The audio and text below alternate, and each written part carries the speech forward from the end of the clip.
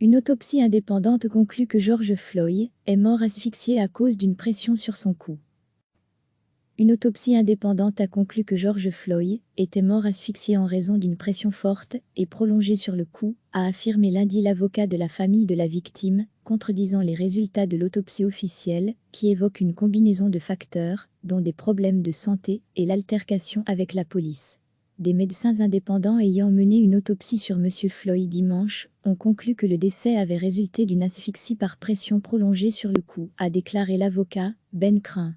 Cette pression prolongée sur son cou a coupé le flot sanguin allant vers son cerveau et la pression sur son dos a entravé sa capacité à gonfler ses poumons, a-t-il ajouté. Selon les deux médecins légistes engagés par la famille de George Floyd, aucun problème de santé n'aurait pu causer ou provoquer sa mort, relate le New York Times.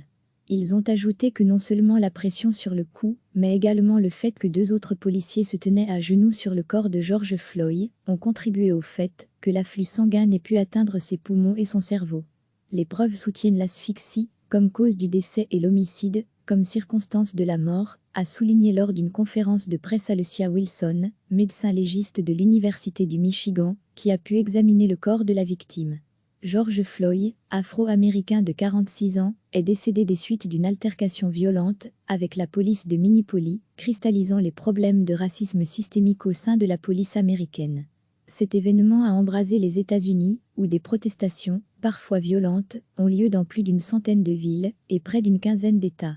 Des milliers de soldats ont ainsi été déployés en renfort dans plusieurs États, et certaines villes, comme dernièrement New York, ont dû imposer un couvre-feu. Le New York Times a réalisé un travail minutieux de reconstitution des dernières minutes de vie de George Floyd lors de son altercation avec la police à Minneapolis. Une autopsie indépendante a conclu que George Floyd était mort asphyxié en raison d'une pression forte et prolongée sur le cou, a affirmé lundi l'avocat de la famille de la victime, contredisant les résultats de l'autopsie officielle, qui évoque une combinaison de facteurs, dont des problèmes de santé et l'altercation avec la police. Des médecins indépendants ayant mené une autopsie sur M. Floyd dimanche ont conclu que le décès avait résulté d'une asphyxie par pression prolongée sur le cou, a déclaré l'avocat, Ben Crump. Cette pression prolongée sur son cou a coupé le flot sanguin allant vers son cerveau et la pression sur son dos a entravé sa capacité à gonfler ses poumons, a-t-il ajouté.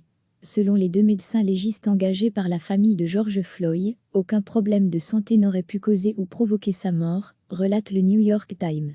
Ils ont ajouté que non seulement la pression sur le cou, mais également le fait que deux autres policiers se tenaient à genoux sur le corps de George Floyd ont contribué au fait que l'afflux sanguin n'ait pu atteindre ses poumons et son cerveau.